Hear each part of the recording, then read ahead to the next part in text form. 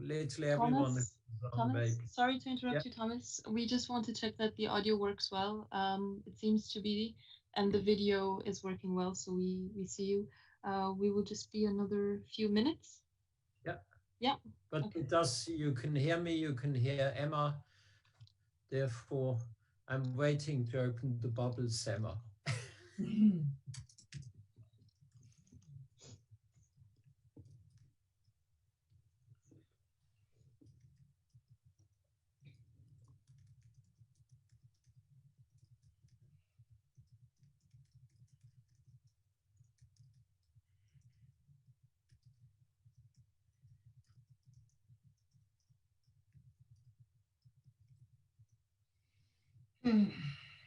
Well, I'm glad it went well.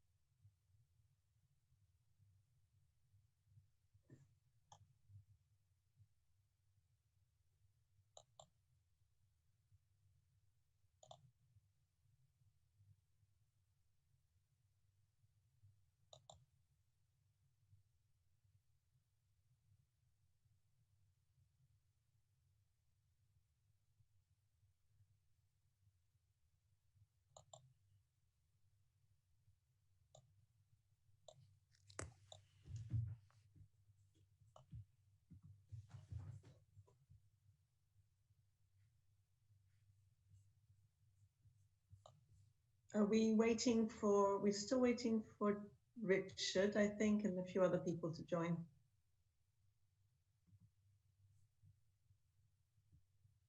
But thank you very much, everybody who's on the line. Sorry to keep you waiting.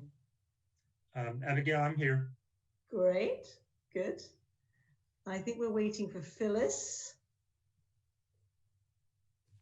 and Rajinder, but I think they'll be here any minute now. I'm here already, Abigail. Sorry about that. And Phyllis, are you here? I was locked out of speaking. I was waving to you, but I couldn't get through, but it got fixed. You got there. I'm here. All right. Then I think we're ready to go. So welcome everybody. My name's Abigail Jones. I'm the Communications Director at IFPMA. Thanks for joining us today. It's going to be a short 30-minute media briefing to provide you a readout on the Chatham House hosted event, which was held yesterday and today on global COVID-19 vaccine supply chain manufacturing, co-sponsored by COVAX partners and led by the Coalition for Epidemic Preparedness Innovation, CEPI, the Biotechnology Innovation Organization, BIO, the Developing Countries Vaccine Manufacturers Network, DCVMN, and the International Federation of Pharmaceutical Manufacturers and Associations, IFPMA. We'll have some brief interventions from Richard Hatchett, CEO of CEPI, and Thomas Cueni, DG of IFPMA. And then we'll open up for questions, which I'll ask you to put into the chat. And if you could be kind enough to indicate your name and media outlet, that will be great. For the Q&A, we'll have other people who've been closely involved with the summit and the discussion paper joining us. And I will give a roll call of those people joining us when we get to the questions. Before giving the floor to Richard and to Thomas, I'm just going to ask Emma Ross, Senior Research Fellow of Global Health Program at Chatham House, to say a couple of words as the host of the summit. Emma. Thank you, Abigail, and welcome everybody to the Centre for Universal Health at Chatham House, where we specialise in issues related to the political economy of health and health reforms, bringing together technical experts with policymakers to candidly discuss some of the key challenges in global health and find ways forward is a cornerstone of our work. And right now, vaccinating the world's population against COVID is, of course, one of the most pressing challenges of the pandemic. As you know, there's been tremendous collaboration to develop vaccines, but now the issue is how to produce an unprecedented 11 billion doses. And there's real danger that the supply bottlenecks could inhibit progress towards that goal. So when we were approached to organize this meeting urgently, we were really delighted to convene it, bringing together more than 100 of the biggest players in this field. It's been a very constructive 2 days, but I'll now hand back over to Abigail to take you through the rest of this.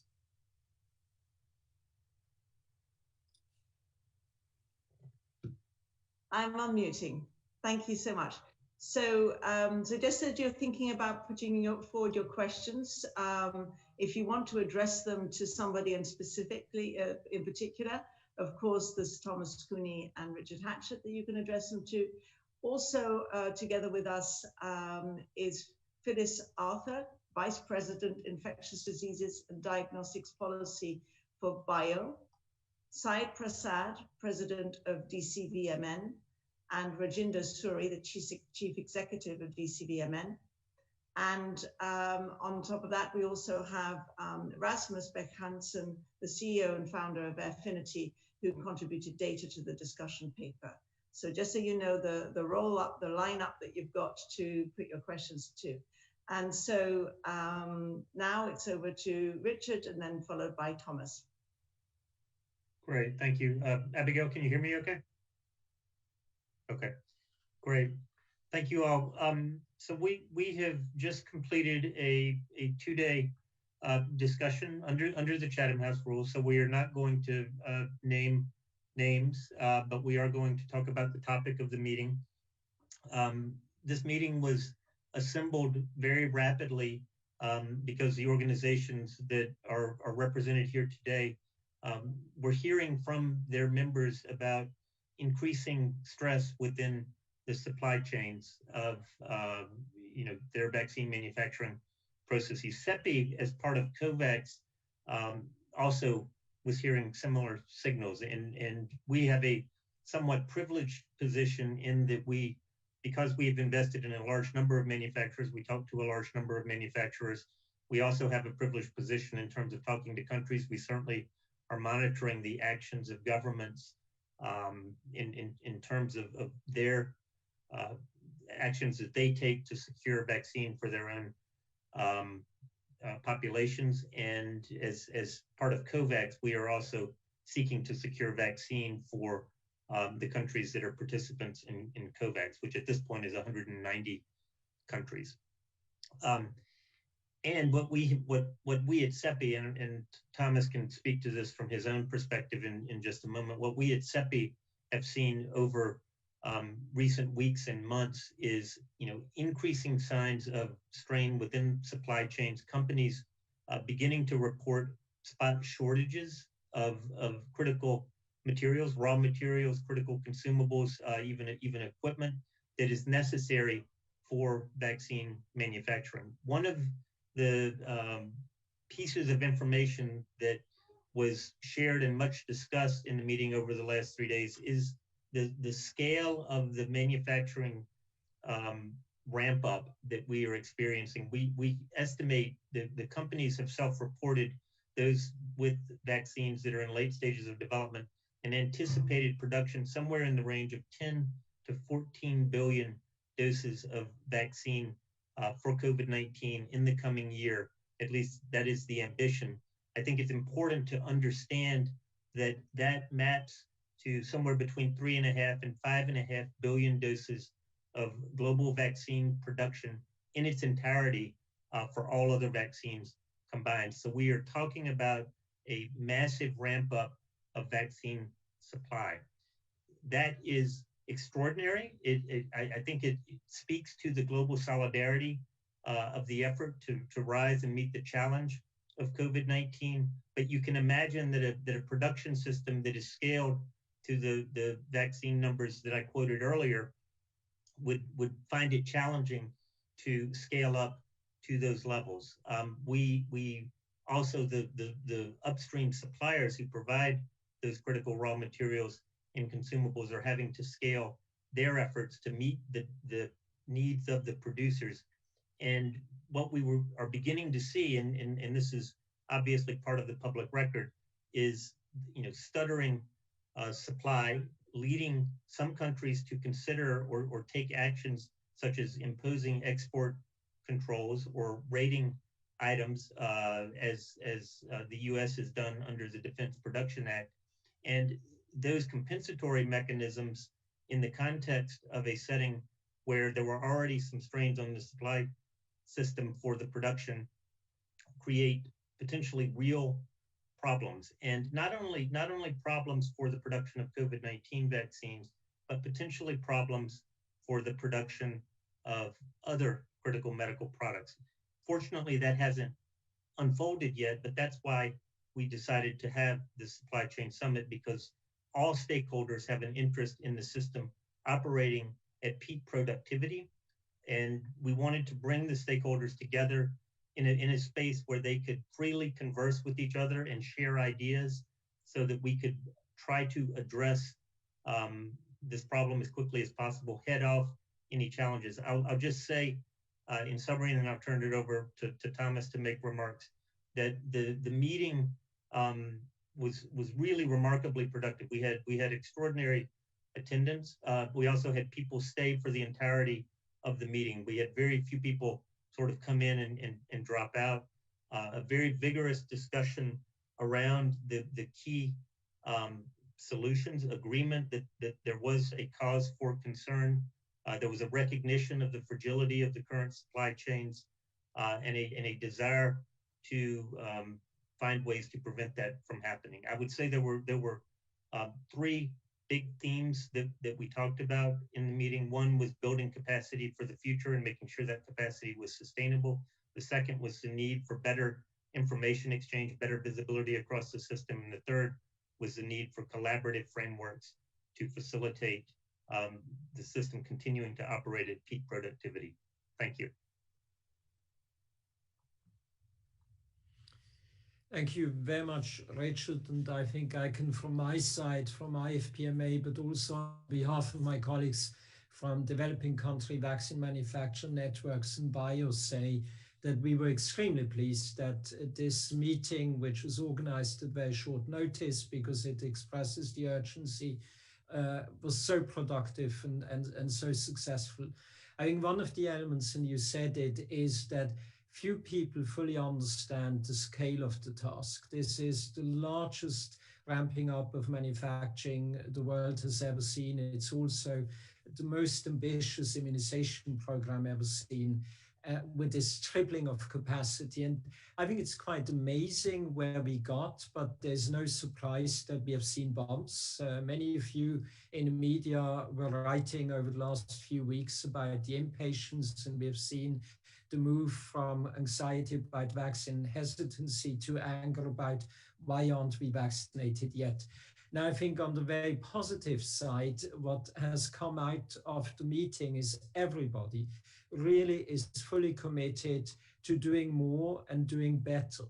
I think we all committed to expanding capacity, and I have to admit myself, if you would have asked me 3 months ago, I would have said there is no idle capacity, there are no idle workforces, everybody's already doing the maximum of what they can. And just over the last few weeks, we have seen new players, experienced players in pharmaceutical manufacturing coming in. We have also seen an amazing amount of collaboration and togetherness, for example, between innovative manufacturers and developing country manufacturers. We are all partners of COVAX.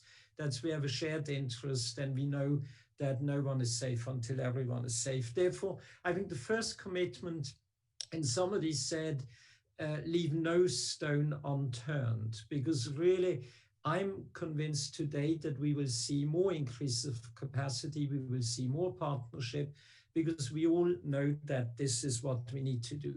But in order for this to happen, we already saw, I think, a large consensus among participants in terms of the importance of the free flow, not just of goods, but also of workforce. Because one of the bottlenecks is skilled workers. And therefore, when you look at the global supply chains, when you look at the importance of quality controlled manufacturing, GMP, it is important that you can also move workforce. I think we also have seen a commitment to continue with the technology transfer, which we have already seen. But we also, I think, among participants, some, not all of them, were deep into the complexities of manufacturing. We have seen a better understanding of what's needed to make technology transfer work. I think one of the calls for, and one of our colleagues on here is really the expert in terms of what do we all, Rasmus Bech-Hansen from Affinity, it is a call for more information, better demand forecasting, and inventory management. We had some really intriguing discussions also on the need, to maybe some voluntary actions together with the international organizations, but among the private sector, of course, always fully cognizant of antitrust rules and compliance. But there was also somebody who called out for the need to get support, to get buy-in at the highest political level, because COVID-19 is really a global pandemic which hits everybody. Last but not least, I'd just like to mention the importance of the regulatory harmonization. I think we all extremely grateful for the incredible work regulators, be it WHO, be it FDA, MHRA, EMA, or others have done. We had also people from the regulatory field there. And it is amazing how fast we saw safe and effective vaccines approved. But now we already are concerned about how to deal with the variants. I must say, Richard will certainly allow me to make a commercial for his CEPI 2.0 launch. When you look at the CEPI 2.0 launch tomorrow, it's not about COVID-19, it's about how to be better prepared for the next pandemic preparedness.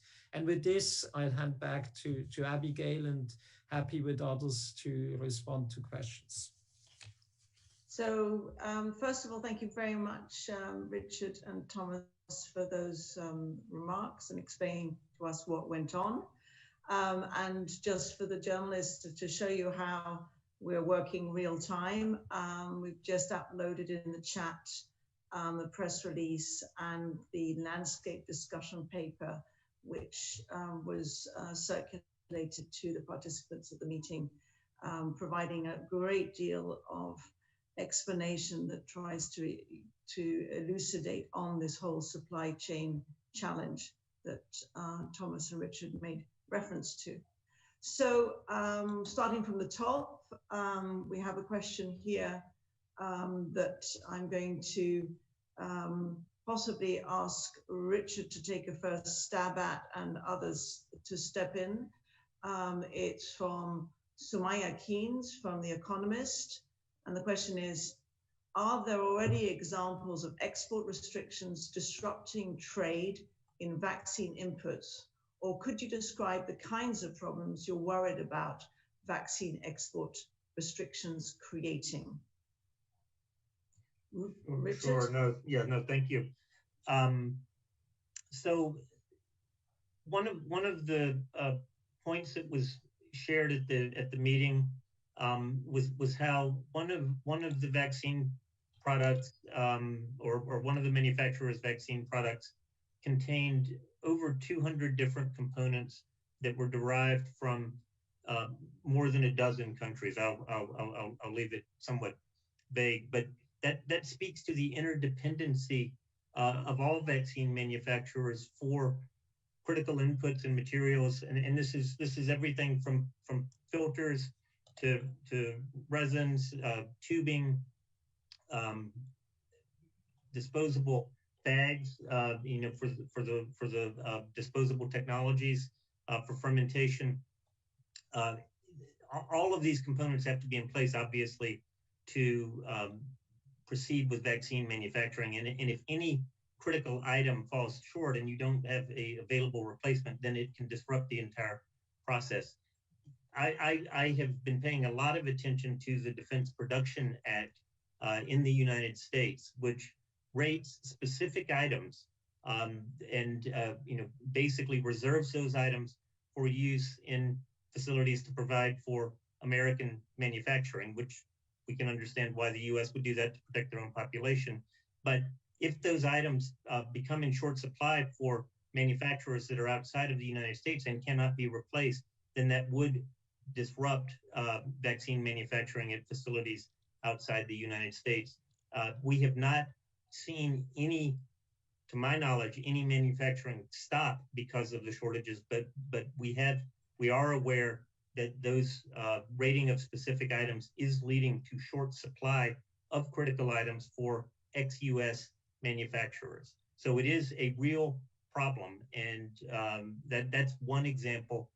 Certainly the imposition of export controls on manufacturing products or critical material could be put in place by any country that has the manufacturing for those items within its boundaries, and you could end up seeing back and forth exchanges between countries. And we have certainly in recent weeks in Europe, between Europe and the UK, for example, have seen at least rumblings that could happen. So what we were trying to do with this meeting was getting stakeholders together to understand the complexity of the challenges that our manufacturers face, and there was I would say a very broadly shared theme among the speakers about the criticality of the free flow of goods across international borders to allow the manufacturing to continue. So yes, it is a real issue. It's not theoretical, and it is widely felt. Over. Thank you very much, Richard. Does anybody want to add to that? Well, we've got plenty of questions coming in and not much time, so don't feel obliged to, but if anybody was chomping at the bit. Okay, so we'll move on to the next question, which I think maybe Sai Prasad, you would like to respond to. It's from the NPR, the US National Public Radio. And the question is, in this global crisis, many companies still appear to be holding on to their IP rights very tightly.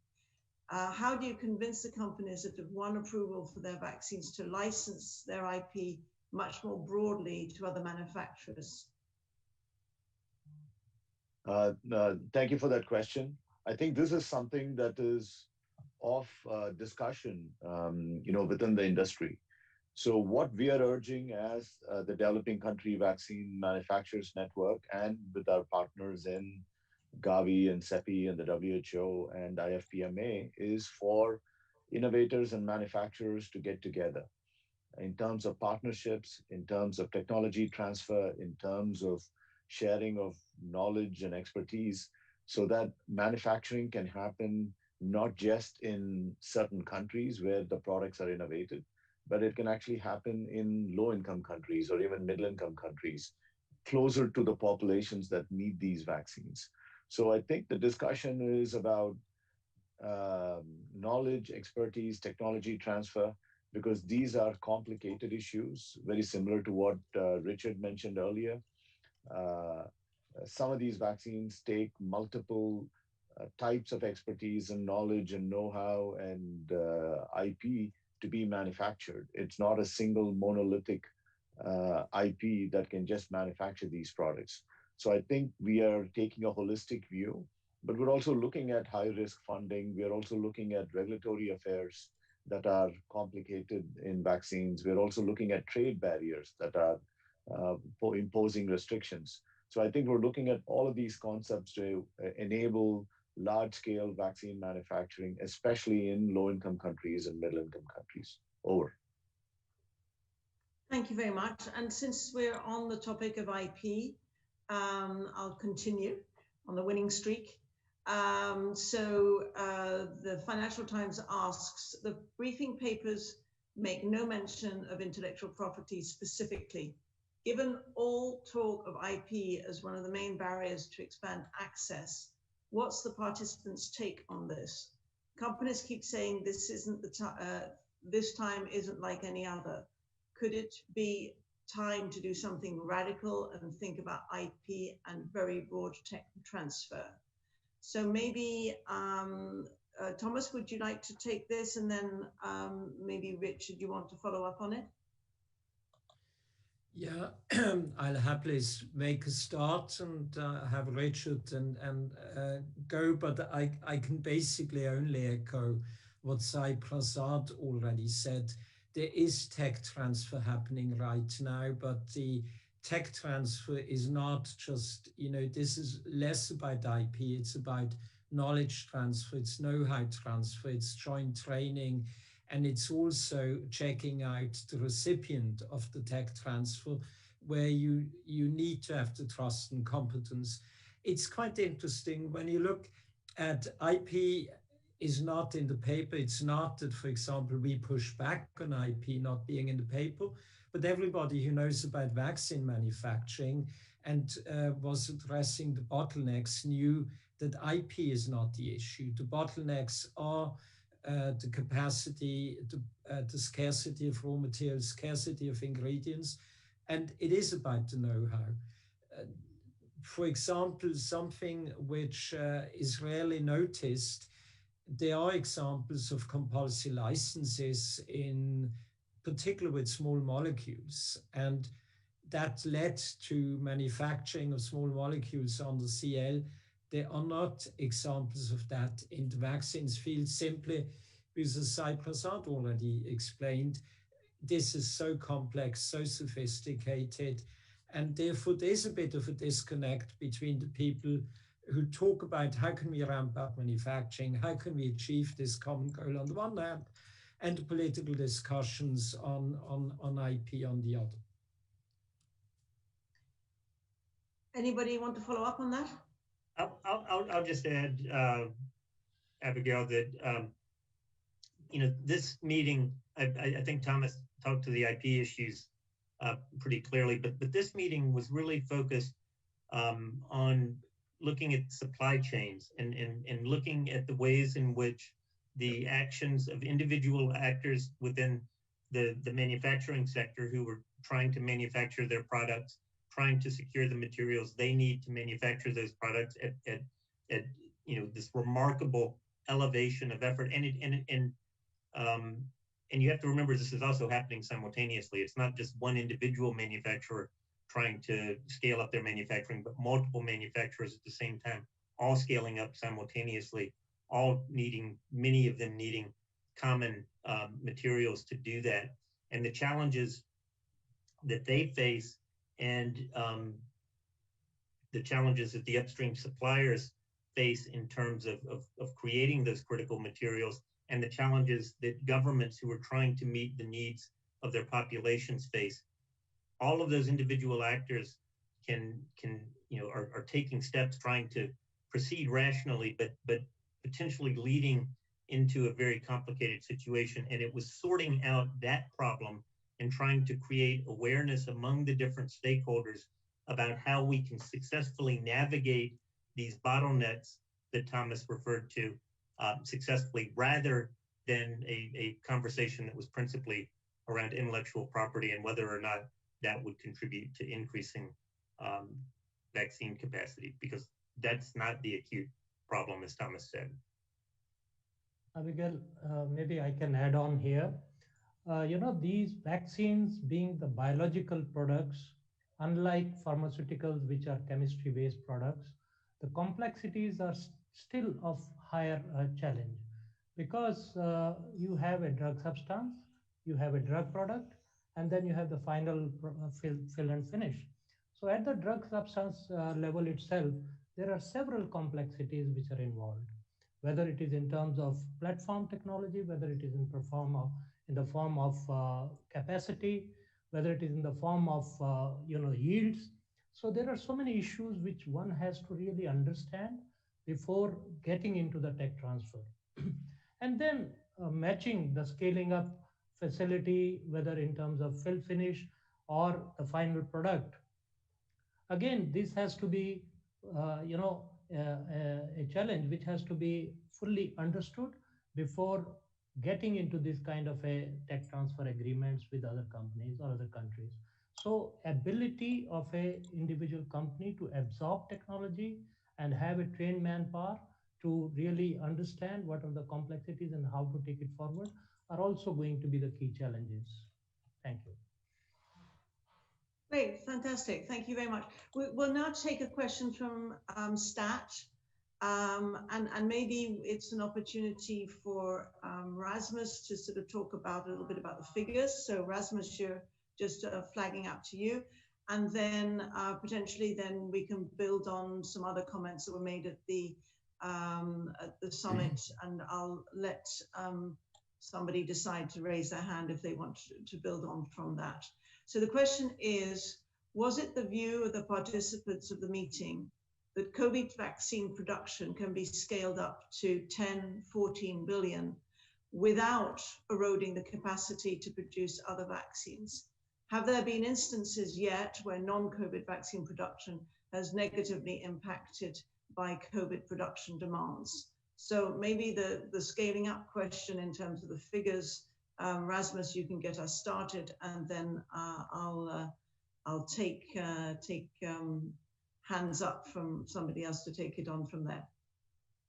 Yeah, thank you for that, Abigail. I think everyone at the summit has been really surprised of the actual scale up we've seen.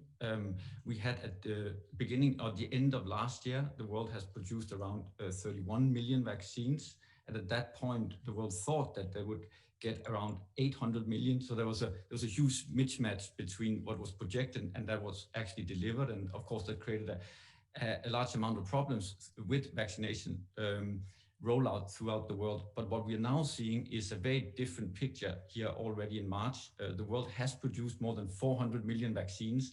We are seeing an exponential scale up month on month. And I think everyone at the summit recognized that it would be possible to, if everything goes right, it will be possible to reach a kind, maybe not 11 billion, more around kind of 9 to 10 billion. So there will still be a kind of a shortage at the end of the year, but we are seeing a completely unprecedented ramp up. And I think one of the other interesting takeaways from the discussions was also that if you look at the global picture of this, there's a lot coming out of China. China is right now actually the largest producer of vaccines, but US is ramping up very quickly, and the same is Europe and India. So we are seeing an interesting global pattern also emerging. And then to the second part, I will let one of the others address that. So the second part of the question was, have there been instances yet where non-COVID vaccine production has been negatively impacted by COVID demands? Thomas, Abigail, I can jump in, and others can correct me if I'm misstating. There were no specific instances that were cited, but concerns were expressed that this, was potentially a real problem. And it, companies talked about when they face spot shortages in other circumstances, not in this instance, but they have to make trade-off decisions and have protocols for making trade-off decisions if they're ever forced to do that. I think the reason that the meeting was so well attended and that we had the rapt attention of the participants for the entirety of the meeting, and it was put together, I should say, very, very quickly. The invitees had, a week or 10 days notice at most, and yet we had very significant participation from all of the stakeholders. And I think the reason they came was because of the concerns that we've been articulating, and they do perceive the real risk that this shortages could have spillover effects into other medical product areas. Thank you. We have two questions from Politico, which in a sense sort of kind of are around the summit. So maybe Thomas, you want to get it started and others might want to follow on. So the question is, so what's next after the summit? Should we expect any more partnerships like J&J and Merck announced? And then the follow-on question from another colleague at Politico is the WHO described the meeting as almost a matchmaking summit. Were any new matches made between potential new manufacturers and vaccine developers? And if so, how long it will take before the necessary tech transfer to take place for production to begin? So I think quite a number of you might be, will be able to follow on from each other in responding to that. So what's next after this summit? I think clearly, I think everybody who was at the summit is keen to follow up. This summit was not a dating meeting, no blind dates or things like that, because just in terms of flagging it, we had high-level antitrust lawyers with us who would have immediately intervened if the summit would have been a matchmaking, in particular since this was done on a virtual Zoom event. But I do expect, as I said, we will see more partnerships, we will see more surprising announcements about new capacities found, but also I think we will see not just the short-term, but the longer-term dialogue on how to improve on tech transfer. I think there's a commonality of views. I've already had discussions with several manufacturers from our side afterwards, and there's a willingness to engage in that. In terms of the tech transfer, as we already heard, it's already happening now, and the expansion of capacity has taken place because you have partnerships, for example, between innovative manufacturers and developing country manufacturers, both bringing their respective competencies to the fore. But we also had, of course, a number of high-level government representatives there who I think also understood that they can help to address inefficiencies. I see Phyllis is keen to jump in. So actually agree, Thomas. I think the other thing we saw and we will hopefully see in the future is suppliers and manufacturers working closely together to find efficiencies in the manufacturing processes themselves. Many companies have already been working on that, but I think it was a very common theme that there are some mechanisms in the short and midterm that can allow companies to work to make themselves even better at the use of supplies and at manufacturing. So there was a lot of conversations about things that could increase supply in the short term that I think are very important and will hopefully allow for us to see some efficiencies soon. I think the other thing you'll see is a call for investment in the entire ecosystem across not just the manufacturing scale up, but the investments in those suppliers themselves, having more of them, having more redundancies globally, and having more opportunities to work with regulators to have different suppliers match different manufacturers' needs. This will allow companies to be a little more flexible and nimble moving forward. Thank you very much. Next couple of questions, and then we will actually be wrapping up. So Associated Press is asking, in terms of skilled workers, what are the specific proposals put forward to address immediate needs? What kinds of skills are lacking and where? Does Saeed, do you want to take that one? I think in terms of skills, I think it's a constant, look out for new skills and expertise, not just within our own organizations, but I think pretty much across the globe. There were discussions in the summit where certain companies were talking about hiring in the hundreds of people during the last several months and also continue to do so during 2021. What this means is we do have existing human resources in our respective companies and organizations, but they're already doing or developing or manufacturing the kind of vaccines that we are supposed to manufacture and supply globally. So for COVID vaccine specifically, either we have an existing team that's able to do that, or we need to recruit new personnel so that they can manufacture the kind of vaccines that we need. So I think it's a constant race to have more expertise, and we can never have enough. And I think many companies are in the process of recruiting and developing more human resources. Over. Thank you. And I'll just add, this is a part of the overall issue of the bioeconomy worldwide. These are highly skilled activities, and I think all of us are trying to find new ways to invest in workforce development that can keep up with the fantastic nature of biotechnology. But it requires really that we think about workforce development as something extremely important we all have to do. And this no better exemplified by what's happening in COVID-19 expansion. Rajinder?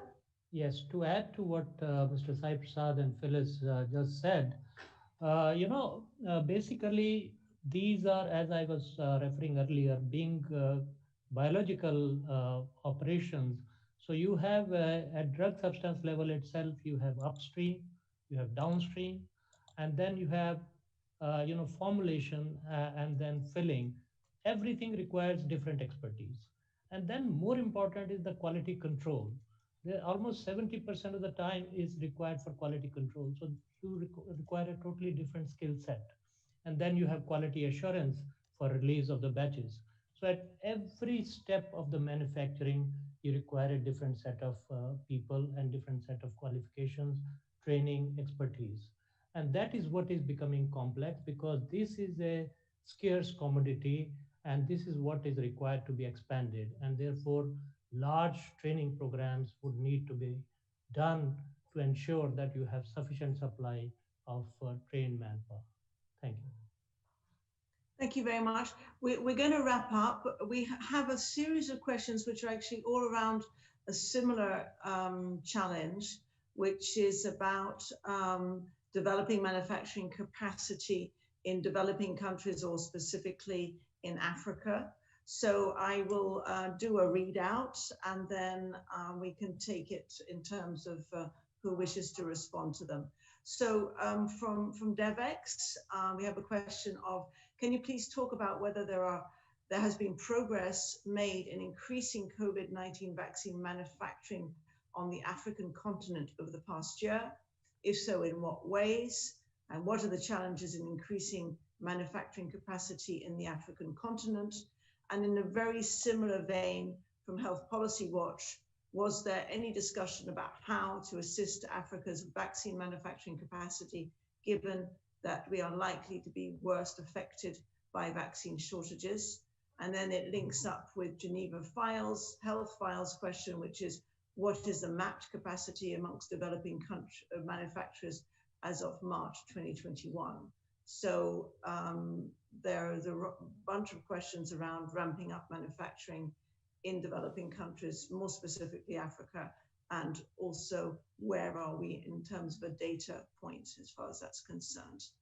I don't know whether... Abigail, since this is fairly sensitive, I may have a go first with a very honest answer. I think we have heard again and again at the summit that basically we have seen and we are seeing amazing ramping up and amazing scaling up of capacity in both industrialized and developing countries. When you look at the huge capacities in India, when you look at the huge capacities in China increasingly, when also you look at the partnerships. But I think the honest answer in terms of the urgency, people want the vaccine now and not the day after tomorrow.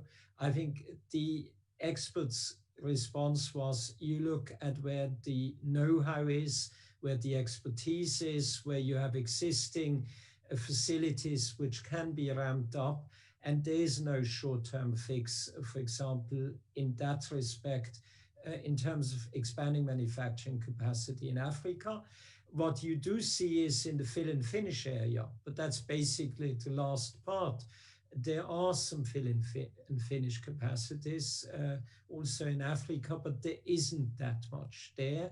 When it comes to the future, I think that's a different question, but that's not, no, and there Richard may have word on it, but also in terms of what's short-term possible, Sai may have, and Rasmus, of course, knows all the numbers. It looks like, unfortunately, Richard has dropped off. He's dropped back again. That's fine. I was having a home office adventure with my 9-year-old. Well, then maybe what I'll suggest, Richard, I'll leave you the closing words, and just ask Sai or Ajinda if you want to build on the points that Thomas has made. We are in active discussions to look at how to increase, manufacturing expertise and capacities in Africa. That in fact, members of our network are in active discussions. We do have members of our network based in one country of Africa. But the discussion for COVID-19 specifically is how do you ensure vaccines are available as soon as possible? When we are talking about increasing capacities and expertise, it is a futuristic concept. Maybe we should think about building it in the years to come. But during 2021 and maybe early 22, we need to go to where the existing capacities are, existing expertises, existing human resources are, and how we can expand those capacities to provide more vaccines to mostly low-income countries and middle-income countries. But there is an active discussion going on in our network circles about how we increase capabilities and expertise and manufacturing in Africa. Over. Thank you very much. I'm happy to make just a quick comment on that. So what we're currently seeing, as mentioned, is the mismatch between supply and demand with way too little supply. But I think one concern that was repeatedly mentioned is that there might be a point where you get to oversupply and too little demand. So one of the things that I think many manufacturers are considering is what are the level of investment that from a longer perspective will make sense. And I think one of the questions for the world is really what are the ongoing capacity we will need? Will we need like 12 billion vaccine to be able to produce 12 billion vaccines every year for the coming many years or not? And that goes back to also what are the assumptions around the variants, the booster shots needed. And I think those are really important considerations that there are no easy answers to. So, Richard, if you would like to just give any final takeaway from what you would like people to remember about the summit. Sure. No, thank you, Abigail. I think the important thing to take away, everyone who was gathered in the summit, everybody who's on stage with me, is concerned with the principal issue of how can the world end the pandemic and how can we do that most efficiently and most rapidly. The participants in the summit and CEPI in particular, and my partners in COVAX who were co-sponsors of the summit, are also concerned about how the world can emerge from the global pandemic stronger, more united, and more able to respond to future infectious disease crises. There was a great recognition within the summit that the solutions that we devise to the immediate problems that we face, will lay the foundation potentially for structures that come out of the pandemic and maybe provide the foundation for future preparedness and response. I would just encourage all of you, if you are going to be writing about the summit, do take a close look at the white paper. We received a tremendous amount, and it was uniformly positive in terms of feedback from the participants. It does lay out the problem that we currently face in a nice way. It begins to think about potential solutions. We've got a lot to reflect on as we leave the summit. And our goal, ultimately, as I said, is in the pandemic now and make sure that we're better prepared for the future. Thank you very much, Richard. Thank you very much, Emma, Phyllis, Thomas, Rajinder, Sai, and Rasmus. Thank you very much indeed. And we'll close it there. Thank Good you. night. Good night. Thank you, you. everybody. Good night. Thank you for your time Thank and you. interest. Bye-bye. All right.